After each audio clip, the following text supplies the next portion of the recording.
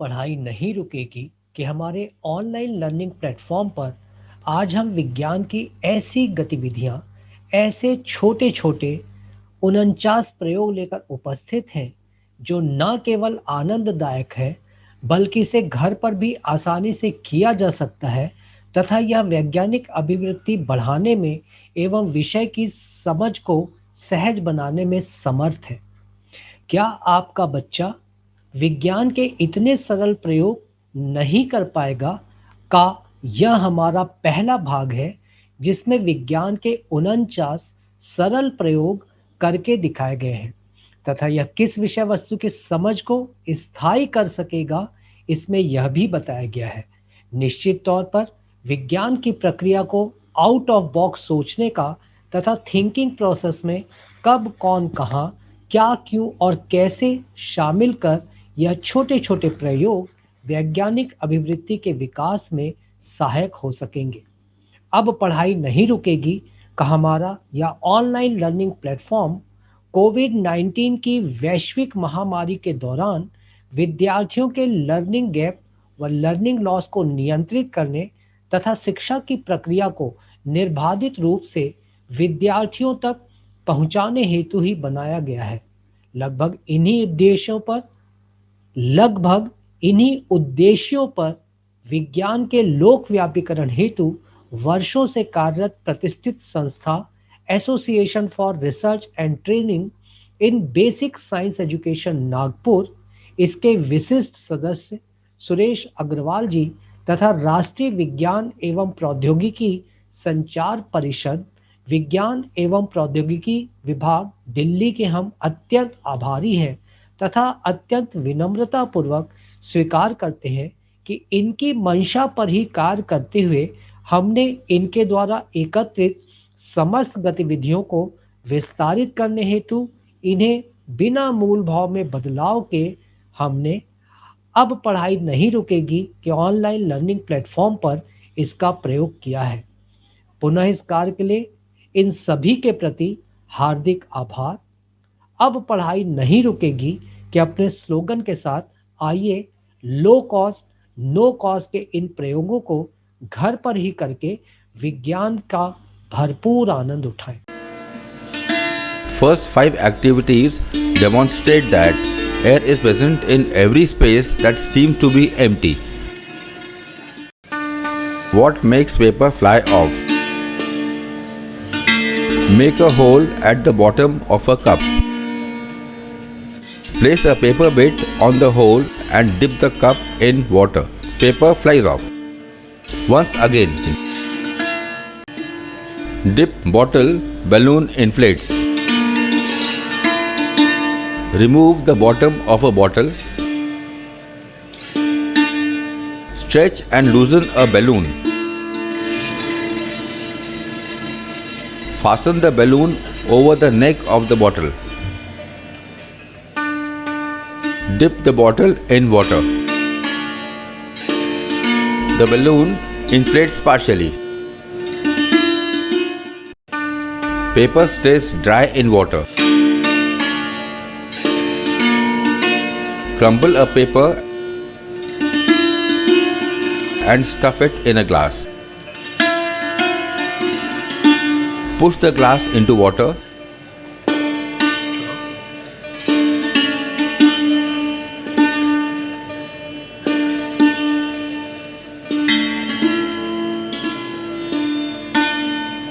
Paper stays dry. Does cap go down? Pour air of one glass into another. Take 2 glasses and do like this.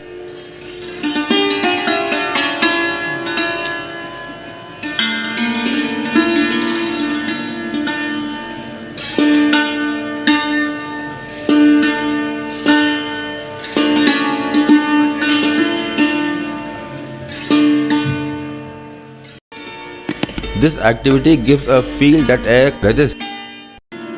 Air holds on paper. Hold a paper sheet against palm. Release it. It drops. Now Start running and then release. It remains stuck till you run.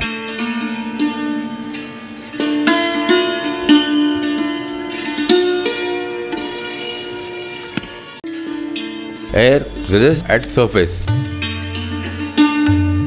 Drop a paper sheet. Observe its speed. Crumble a sheet into a ball. Drop ball and the sheet together. The ball falls faster than the sheet. This activity shows that air resistance depends on surface area. Can you link this with parachute? Bottle blows out candle. Fix a tube in the cap of a bottle. Blow hard into the bottle and block the tube. Point at a flame and release the tube.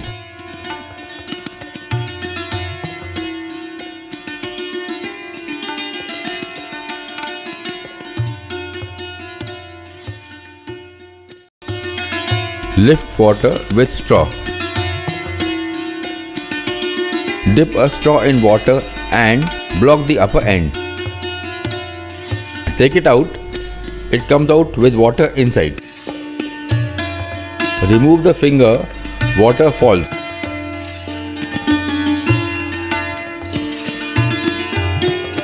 Air blocked above the water pushes it down and outside air pushes it up from below.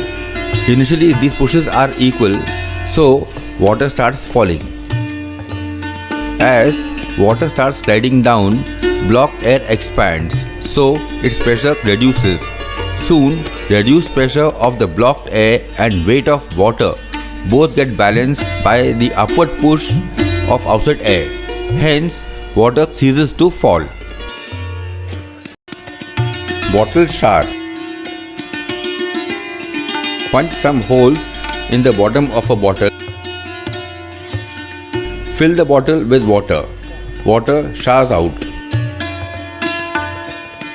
Tighten the cap. Shower stops. Loosen the cap. Shower starts.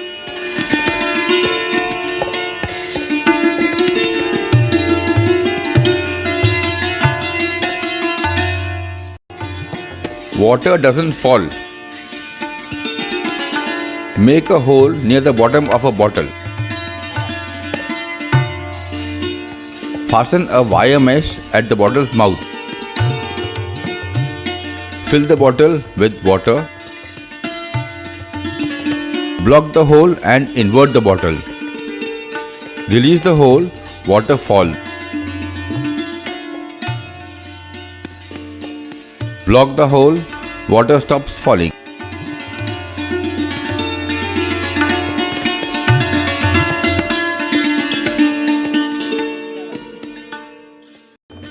Can you drink? 1. Put one straw in water and another outside the glass. Try drinking water. Can you? Can you drink? 2. Make a hole in a straw. Try drinking water. Can you? It's difficult. Block the hole.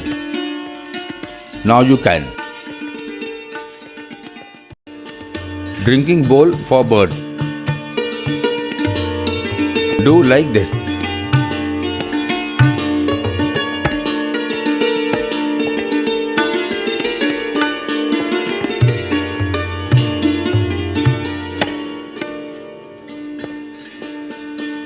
Tilt the glass and push in flat pebbles under the rim.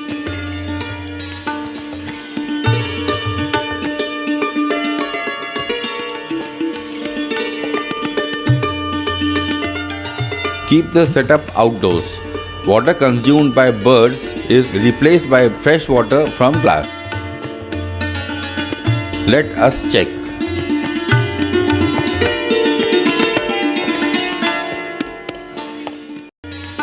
Puff collapses tunnel. Place a paper strip across books. Blow through the tunnel. Instead of flying off, strip comes down.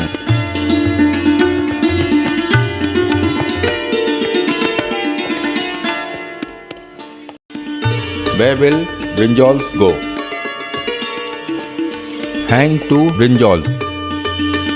If you blow between the brinjals, will they move apart, come closer, or stay where they are? Surprise! They come closer.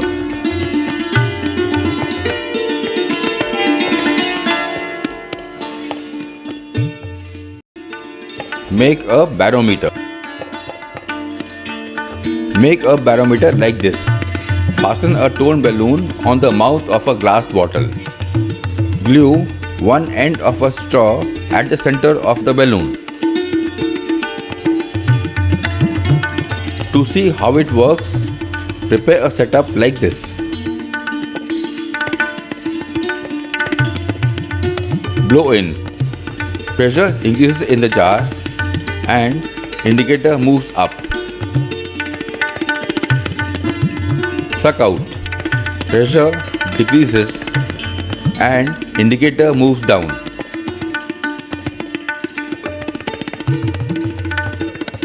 Barometer is a device used to measure air pressure. Does water push up? Remove the bottom of a cup. Insert another cup in this bottomless cup. Hold by collar and dip the cups in water. Keep holding the outer cup, release the inner cup.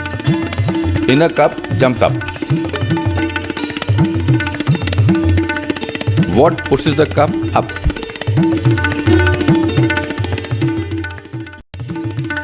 Make a hydrometer. Select a refill that floats vertical in water. Mark the water level. This is our hydrometer. Hydrometer sinks less in more dense liquids. In plain water, it sinks up to the mark. In water with 1 spoon of salt, it sinks less.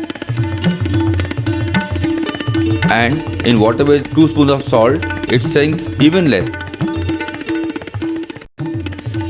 Float a potato. Drop a piece of potato in plain water, it sinks. But in salted water, it floats. By mixing plain and salty water in the right ratio, it can be made to float midway. Make your submarine. Make a hole at the bottom, attach a tube and put some weight in the bottle. Put it in water. Water enters through the hole and it sinks.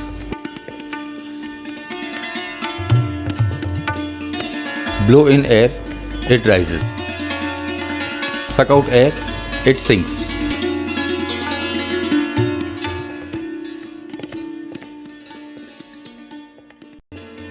Balloons move up and down. Release gas balloons in a closed room. They rise up to the ceiling. Squirt water. As water drops cling, balloons come down. Soon they rise up also.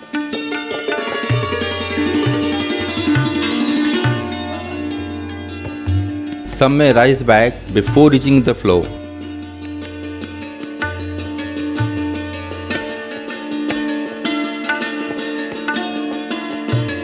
Some may hover in mid-air too.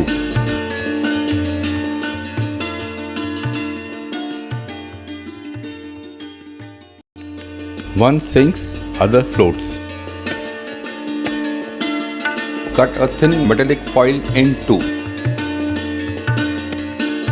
Hold one piece under water and crumple it into a ball. Release, it sinks.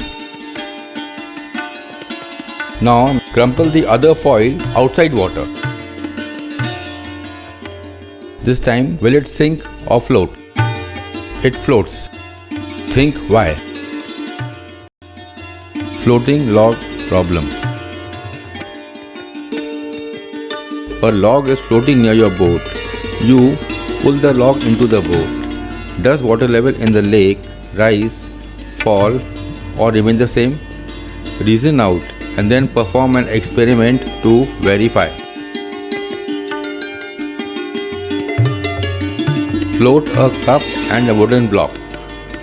Mark the water level. Put the block in the cup.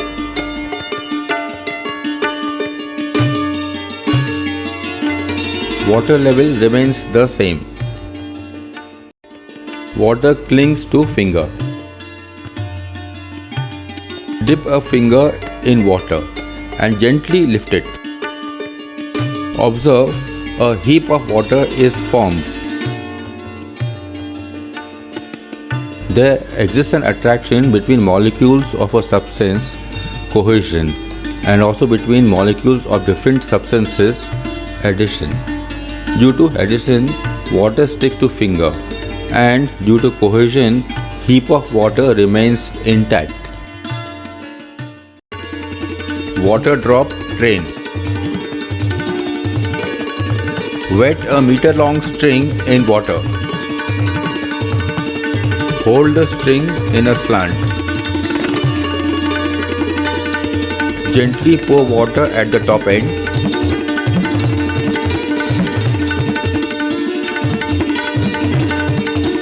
It rolls down along the string.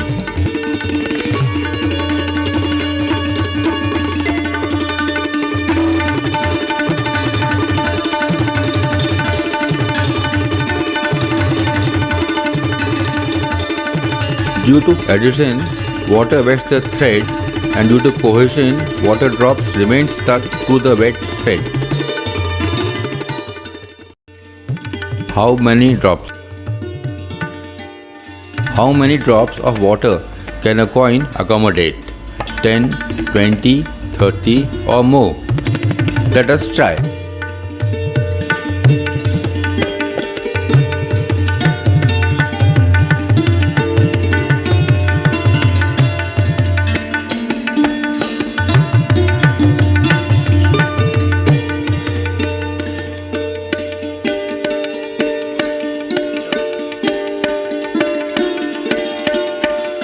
Surprisingly, more than 100. Water forms a heap and also protrudes outside the coin. How much salt dissolves? In half a glass of water, add a spoonful of salt and stir. If it dissolves, add more. Keep adding till salt starts settling down.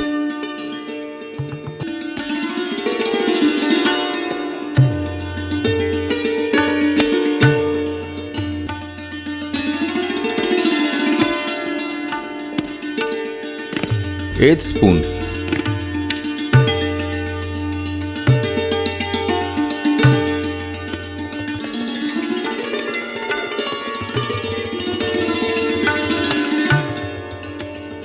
Now it doesn't dissolve.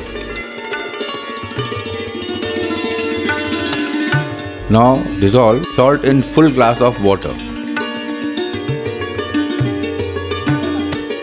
15th spoon.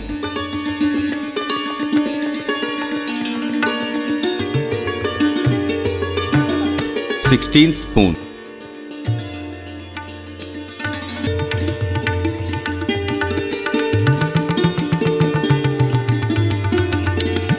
Now it doesn't dissolve. Limited amount of salt can dissolve in a particular amount of water.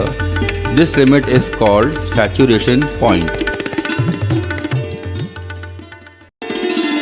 More dissolves in hot water. We just saw that in half a glass of water at room temperature, not more than 7 to 8 spoons of salt could be dissolved.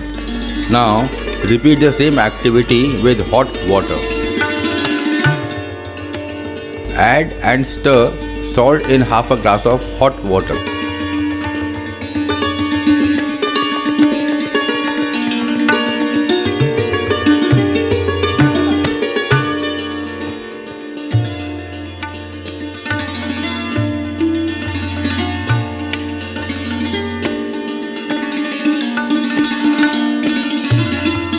Nine spoon, it dissolves. 10 spoon,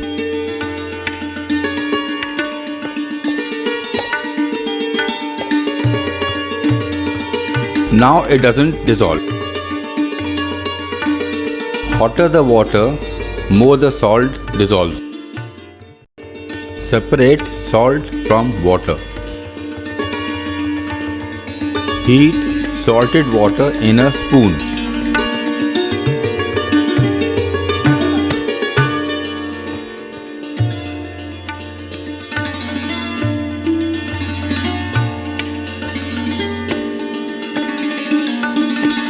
Let the entire water evaporate. After it cools, taste it. It is salt.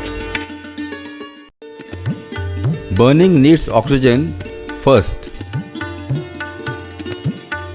Cover candles of same size, one with glass and the other with jar. See which goes out earlier.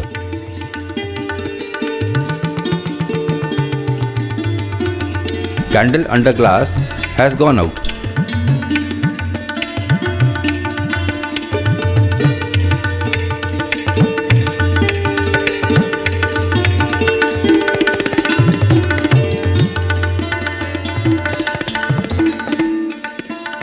Air is a mixture of several gases, including oxygen. Oxygen is necessary for burning. Since there is lesser amount of air and hence less oxygen in the glass, candle under it goes out earlier.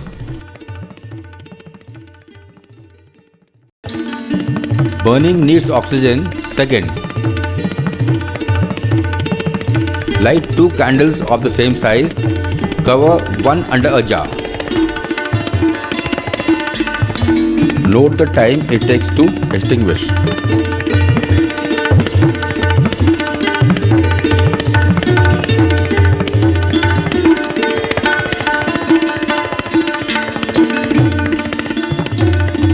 After the flame goes out, cover mouth of the jar with the card. Swiftly put the jar over the second candle. Now, candle goes out sooner. Once again.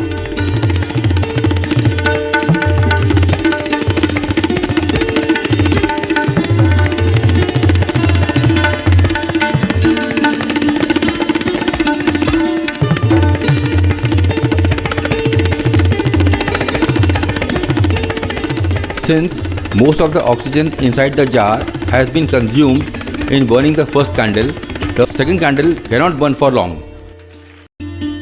Collect breath of yeast. Procure yeast from a bakery. It is a living organism. When cold and dry, it rests. In warm water, it becomes active. Yeast consumes sugar and gives off alcohol and carbon dioxide. This process is called fermentation. Stir sugar and dried yeast in warm water. Pour it in a bottle and stretch a balloon over its mouth. Breath of yeast, that is CO2, collects in the balloon. After about 2 hours. Strength of germinating seeds. Fill small dry seeds in a glass bottle to its maximum capacity. Pour in as much water as the bottle can hold. Tightly cap the bottle. Keep it in a bag to avoid messy situation. After a day or two,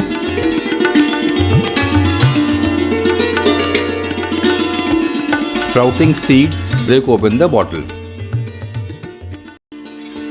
Where does water go? Cover some leaves inside a plastic bag and tie them.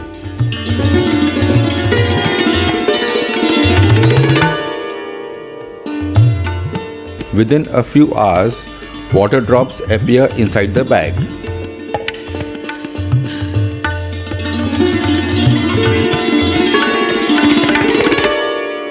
There are lots of tiny holes, stomata, on the leaves through which air gets in and out. Water absorbed by the roots passes through the plant and reaches the leaves. At stomata, it evaporates and more water is pulled up to take its place. This process is called transpiration. Color real flowers. Take some white flowers. Split their stem.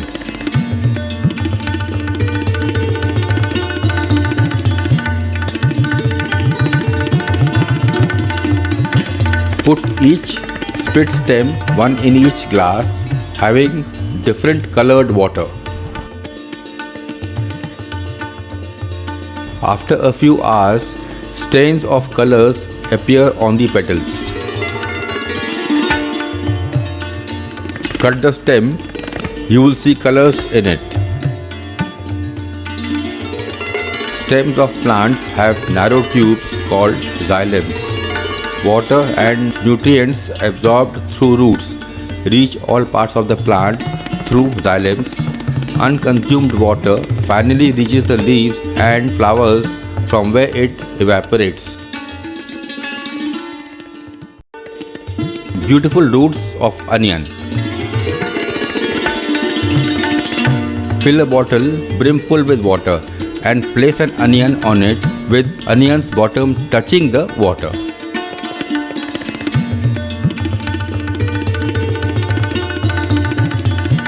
After about 15 days, see beautiful roots and leaves of onion.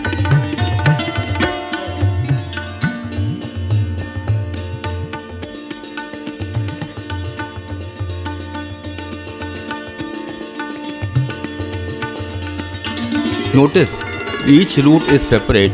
Such types of roots are called adventitious or fibrous roots.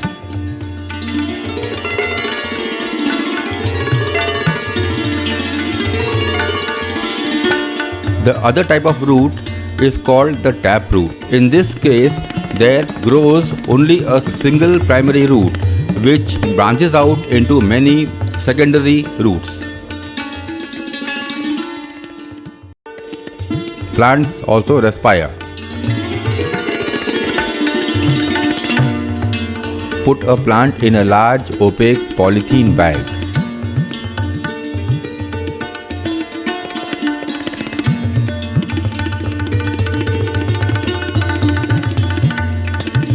Insert one end of a long tube and seal the mouth of the bag with adhesive tape. Make sure that there is enough air in the bag. Tightly seal the other end of the tube also. Keep the bag in a darkened room overnight. Next day,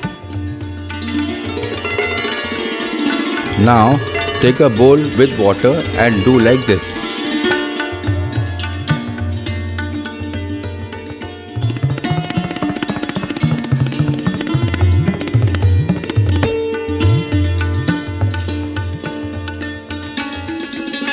Open the outer end of the tube and hold it inside the glass.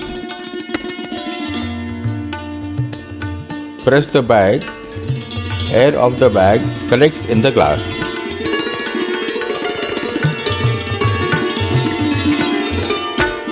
Seal the tube again so as to use the remaining air for further test.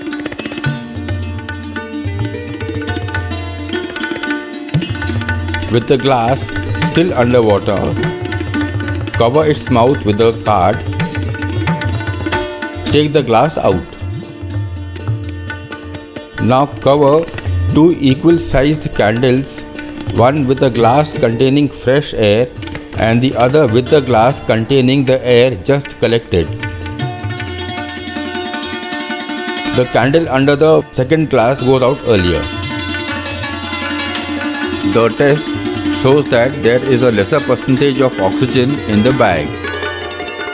Now we will test for increase in carbon dioxide.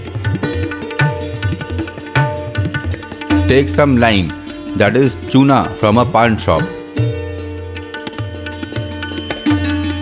Dissolve it in water. After some time, solid material settles down. Pour the liquid in another glass through a strainer. This is lime water. Pass the air of the bag through the lime water.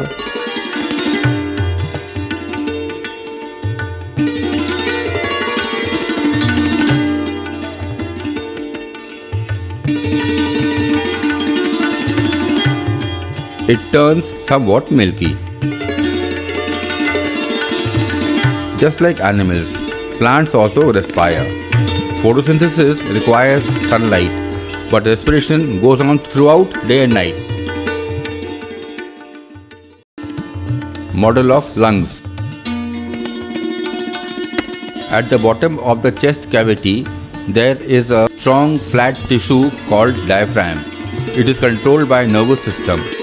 When it moves down, the chest cavity gets larger, causing lungs to expand and fill with outside air. This model demonstrates how the diaphragm makes the lungs inhale and exhale. Fix a refill to the lid of a jar and attach a balloon. Remove the bottom of the jar.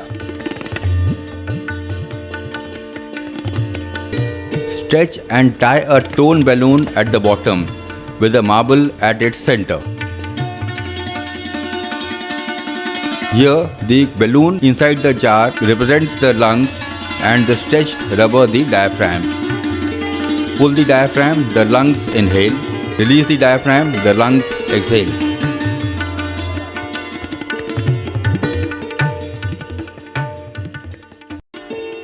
Breath is warm. Cover mouth of a jar with sponge. Insert a tube and a thermometer in the jar through the sponge. Note the temperature of air inside the jar. Breathe in the jar several times through the tube.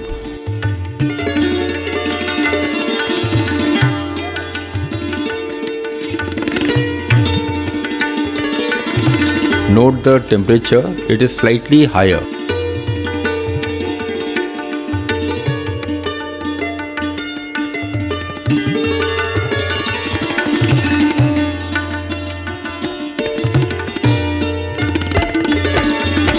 Moisture in breath.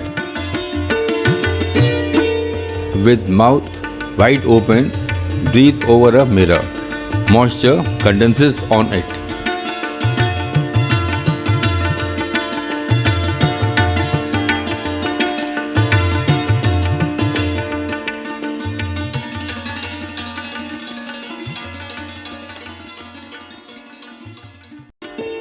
Measure your lung capacity. Fill about 3 centimeters of water in a tub and the jar brim full. Now follow the procedure as shown.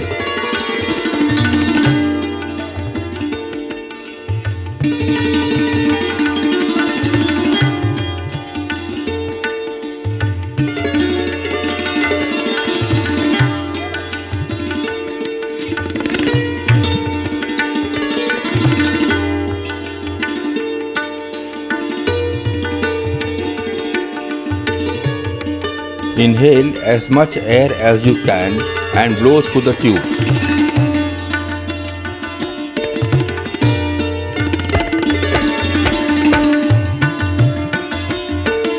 Lung capacity is the amount of air your lungs can hold. Air collected in the jar is the amount of air you have exhaled in one breath. Using calibrated vessel, you can measure it. Less oxygen in exhaled air. Do like this.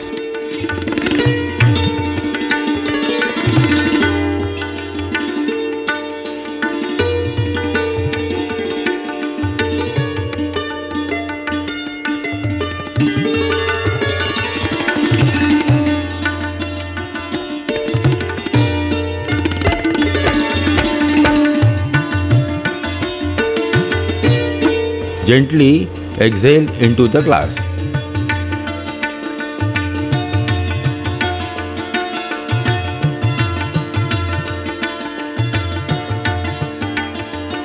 Block the tube and pull it out. Now do this.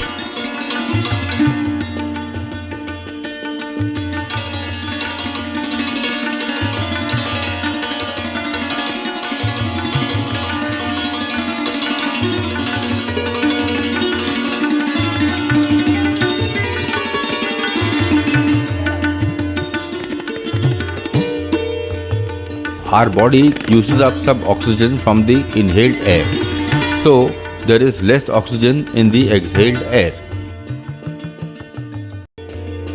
Relaxing fingers. Tightly clasp hands like this.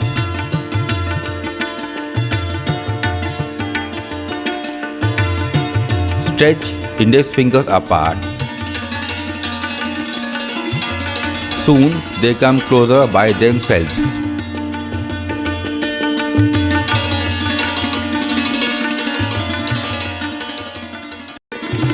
Signs of spit. We are advised to chew food well before swallowing. This is to allow enough saliva to mix with the food.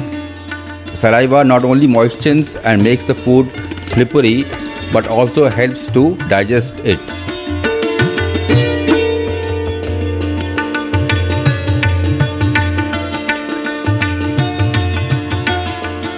Put a piece of bread in your mouth and start chewing it. Keep chewing. After a minute or two, the bread tastes slightly sweet. The longer you chew, the sweeter the bread tastes. Saliva contains an enzyme called amylase. Amylase breaks the starch molecules and converts them into glucose, a kind of sugar. Why hydrogen peroxide? Get 3% hydrogen peroxide from a medical shop. It is used as a household remedy for cuts and bruises. Let us see how it acts. Pour some hydrogen peroxide over a potato slice. See, small bubbles are released. These are oxygen bubbles. Potatoes contain an enzyme called catalase, which breaks down the hydrogen peroxide into water and oxygen. Catalases present in our blood also do the same. Our cut gets filled with lots of oxygen. The excess of oxygen is poisonous to germs and kills them. Test starch in foods. Put drops of tincture of iodine on foodstuffs. Those containing starch turn black. Potato, lady finger, that is bhendi,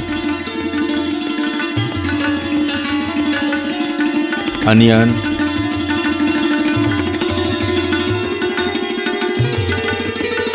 sabudana,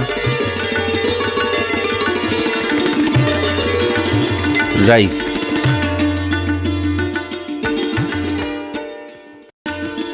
Ball bearings reduce friction. Fill a tin can with sand to make it heavy.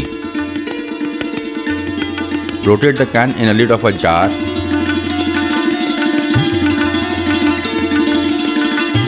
Put some marbles in the lid and rotate the can on them.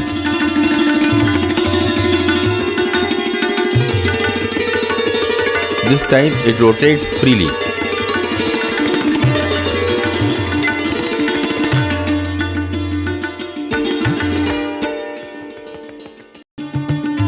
Can you separate the books? Interlock two books like this.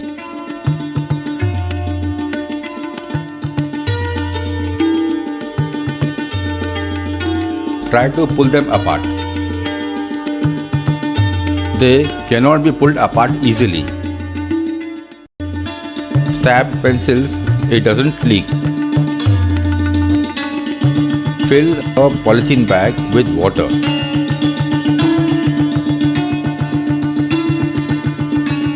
Pierce sharpened pencils right through the bag.